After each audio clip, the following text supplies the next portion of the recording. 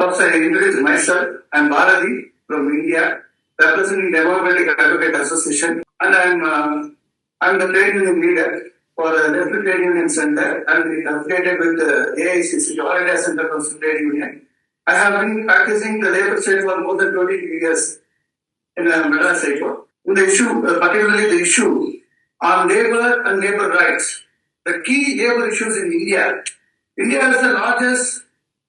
is having the second largest working force. First number one is China, second one is India. The first issue is informal sector dominance. That is in India, 80% of the workforce, nearly 80 crore workers working in India. 80% of the workforce, they are not having proper informal contracts. Assignment orders, paperwork, nothing is there. No job security, no social benefits, no health care, no paid leave, no pension. And second thing is, where inequality and low pay and long hours and no paid leaves. The minimum wages, they are not paying the minimum wage. And they are classified that to exploit them as casual employee, trainee, and a consolidated pay worker and apprentice.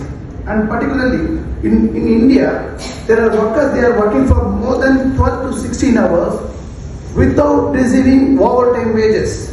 And there is no weekly holidays, festival holidays, or anything. Even sanitary workers, they are working for 365 days without any leave. Most of them are women workers. They are not having gloves, masks, or safety measures. In most of the workers, they are doing 365 days without any leave. And in India, particularly because of the unemployment, nearly more than 5 crore workers, their youths are unemployed.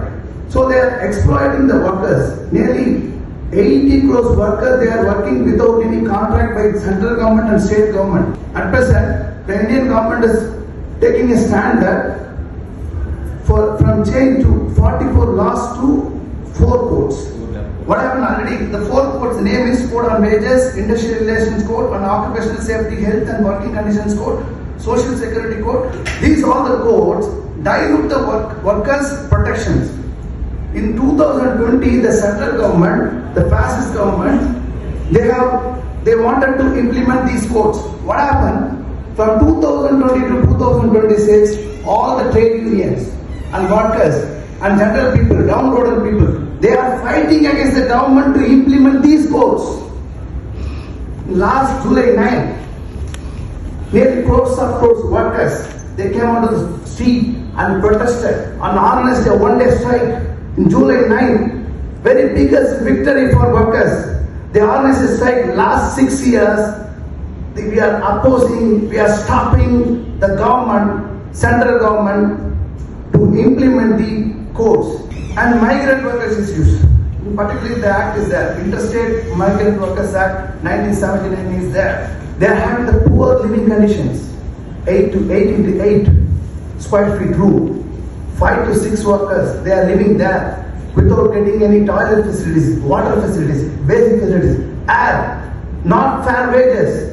The migrant workers are living in the very bad condition. They are exploiting by the contractors. Lack of registration and social security and other things for them. And child labor and bonded labor is there. In agriculture field, textile field, mining field and other fields, every field, child workers is there. 8 years, 9 years, 7 years, 12 years, 11 years, all the child workers are working. I think so in Nepal and Pakistan also, Bangladesh also. And especially the trade union faces challenges in India.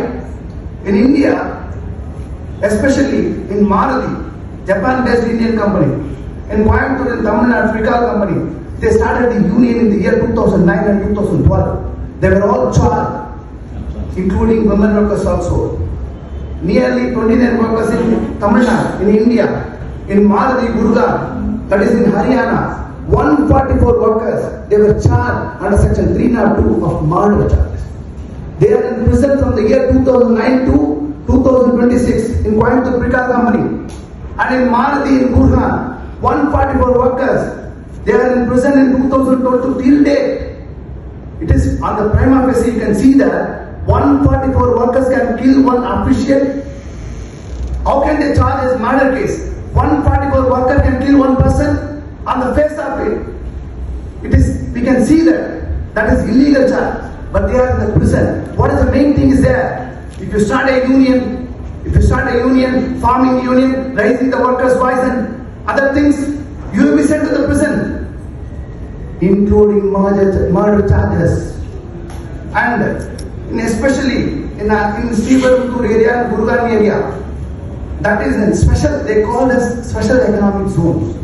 In Japan company, Nissan, South Korea, Hyundai, Samsung, Germany, Daimler, France, Saint-Gobain, China, Foxconn, Taiwan, Qualcomm, USA, Dell, Flextronics, they are having all the companies in there. But India, Trade Union Act says that if you have 7%, you can have the union. The Act says, but in there, in that place, in all the companies, they are preventing the workers to form a union. In the name of special economic zone. They are saying that this is our place.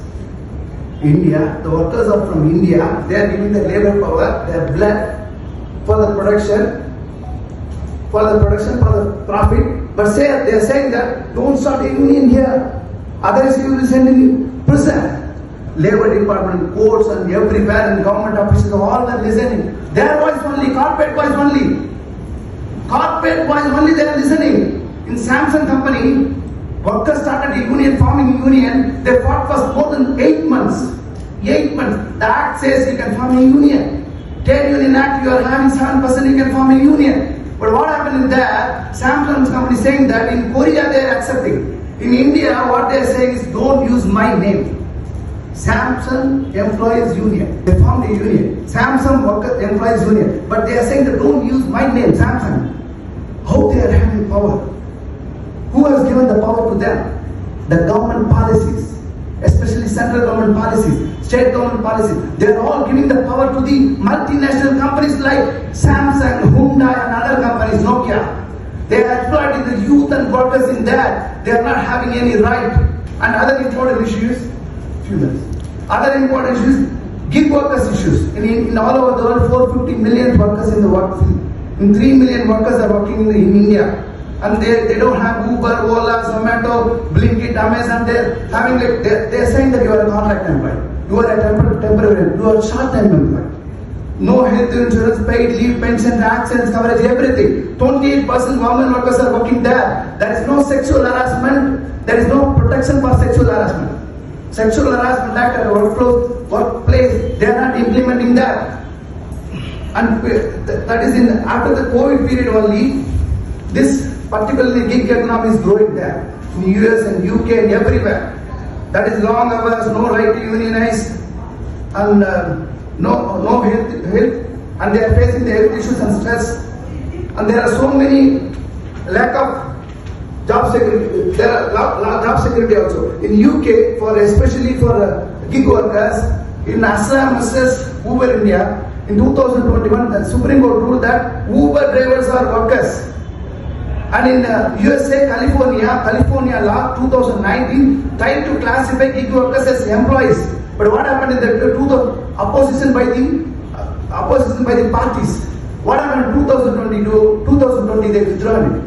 In Spain, Rider Law 2021, it says that gig workers must be treated as employees. In all over the world, gig workers are facing the problem. They are saying that you are a contractual employee. You are a temporary employee. You can't come into the picture as a government employee. You don't have any health insurance or facilities or anything. This is a now burning issue in all over the world. All over the world. Not only in one country. Gig economy is very important. Gig workers are very important at the time. It is very important issue also. And finally, I want to conclude that. And Supreme Court's case is also pending in the 2021 for gig workers also. And finally, I want to conclude that. I want to say thanks to all the Nepal team to organize this conference. And I want to say one thing. Yesterday in Palestine, 32 Palestinians were shot dead by Israeli army in the US food distribution site.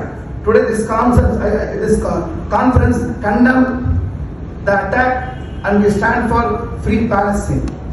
And final conclusion is our association, Democratic Advocate Association with Left Trade Union Center and All India Central Council Union, Trade Union, and we are working for the sanitary workers and organized, unorganized and organized workers in all over the places. Yesterday also we have organized one sanitary workers for against the privatization. All were arrested. Most of them were women. They were released yesterday. Arrested. They were released in today 2:30 a.m. only. They were all released. Women workers, independent, powerful women workers. They led the struggle there without any barriers, without any permanency. They are fighting with them. I want to say thanks to the committee. Thank you so much. Thank you very much.